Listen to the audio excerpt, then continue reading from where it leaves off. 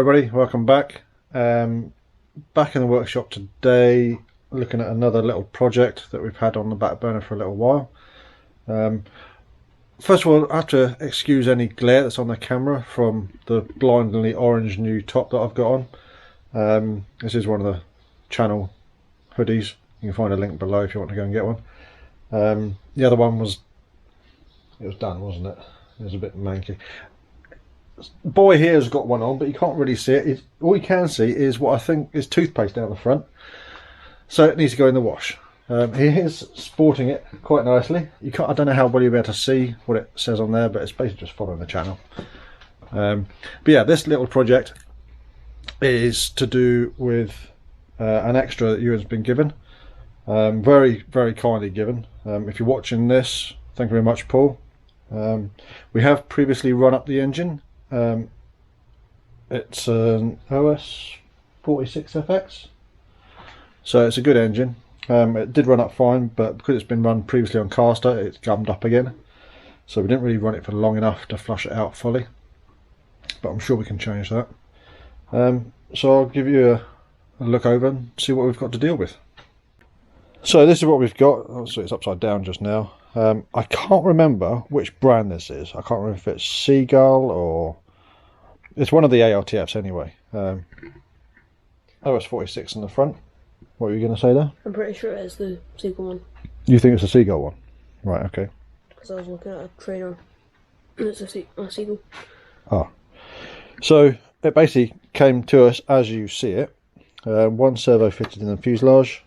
The wing is over there somewhere. I can't actually see it. Oh yeah, I can see it. That's the wingtip a bit there. That's got two servos in. Structurally it's sound, it just needs some gear put into it. It didn't come with an undercarriage, but we have got this carbon undercarriage which we can measure up, get some screws in, get it bolted on, find some axles and some wheels, and that should be good.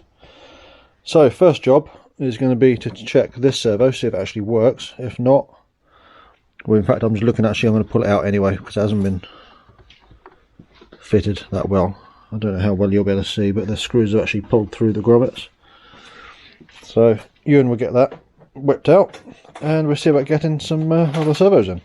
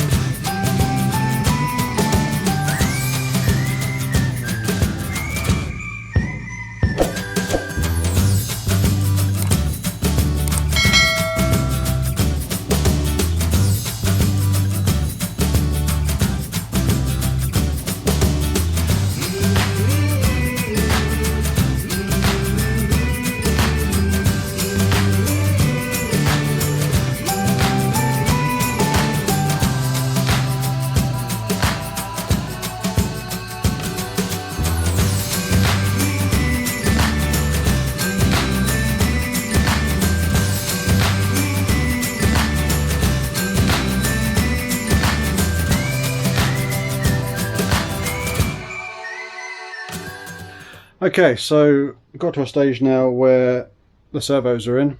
We've had to add some extra servo rails on top of what was already there because the holes for the servo screws were stripped, but that's not the end of the world. So yeah, servos are now in. Next step is going to be doing the servo heads and connecting up to the push rods, but that's going to have to wait till later because I've now got to go and cook dinner. So we'll come back to this in a little bit. Okay, so the extra, we managed to get a little bit more work on it. Since the last little bit of footage, it's about 2 weeks ago now.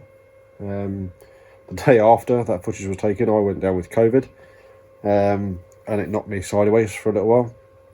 So that's all done and dusted now. I'm feeling a lot better. I'm actually feeling a bit croaky just now because of hay fever, I think. That seems to have kicked in the last couple of days. So what have we done to the extra since? Well, it's just about ready for balancing, but what I'll do is I'll show you what we've got done. So we've got these adapters, I don't know what they're called, push rod adapters, servo adapters. The ones that were on there originally were pretty solid on the arms, and they're JR arms, not Futaba arms. So we've got new ones, got it all connected up. They've all been centered and squared and they all work. The throttle run's been redone because it wasn't a solid piano wire push rod. So that's all been redone. Still free. We need to run the engine up again to make sure. Undercarriage is on. This is just a carbon undercarriage I had knocking around. I've actually added weak points. There's actually bolt holes through there, but they don't quite line up. 2 bolt holes are going to be fine though, so that's all good. What we need to do now is the tank keeps on popping back aft, so I need to sort of pack that forwards. I don't know how well you'll be able to see. Need to pack that forwards, but the battery also needs to go down and sit above it. So we're going to pack the battery in first, and then use more foam and whatnot to push the tank forwards and keep it forwards.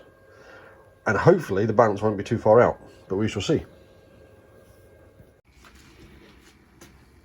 So everything's now balanced up as best we can without knowing where the CG should be. What I've done is I've put the CG just on the spar here, which is very roughly 25 to 33% back, thickest part of the wing. To do that, we've needed to put 60 grams of lead in the front. The battery is in there.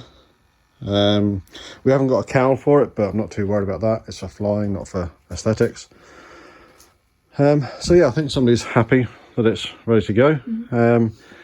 What we need to do now is get it run up, don't we? Yeah, do that right now, can't we?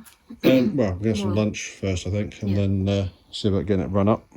And then the next stage is going to be actually getting it up the field and getting it flying, which might be tomorrow. So yeah, bit of a quick and dirty one, this one, spread out over a period of time. But hopefully it's going to get Ewan flying again, back into his aerobatics, and getting his silver B test done. And then when that's flying and we're happy with that and he doesn't break it, I'll crack on with the other Acrowatt, so he's got a backup model for when he does break it. So thanks for watching. Hopefully the next video in this little series will be of this one's test flight. But until then, from me and him, I'll see you later.